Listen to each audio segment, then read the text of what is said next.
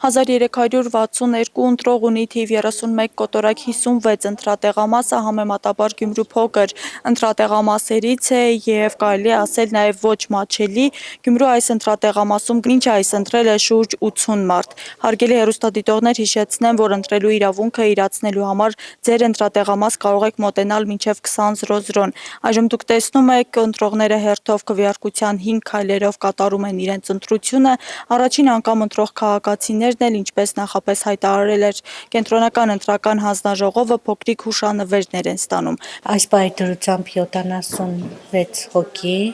ընտրող ունենք, սկսել ենք ժամը 8-ին, բացակա անդամ չունենք, ամեն ինչ նորմալ ընթանում է, ունենք վստահված անձիկ, դիտորդներ, համերաշխ նորմալ ընտրություն ենք անցկացնում։ Ընդհանուր ընտրողների թիվը ինչքան է։ 1362 ընտրող ունենք ընդհանուր թիվը, այս պահի դրությամբ 70 քանի հոգի են ընտրել։ Շատ լավ, այսինքն այս պայքարությամբ որևէ խախտում չունենք։ Ոչ մի խախտում, ոչ մի խախտում չունենք, վստահված անձիկ տեղում են,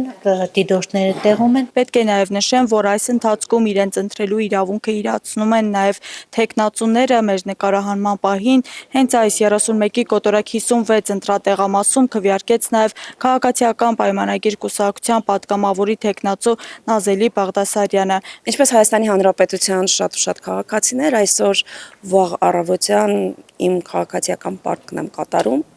հանուն ազատ, ինքնիշխան, ապահով, անվտանգ և խաղաղ Հայաստանի։ Եվ գիտակցում եմ, որ իմ, ձեր ու մյուսների ընտրություններից է կախված իմ և ձեր երեխաների ապագան։ Մեր նկարահանման պահին մենք նկատեցինք, որ քաղաքացիները հիմնականում ընտրական կարգի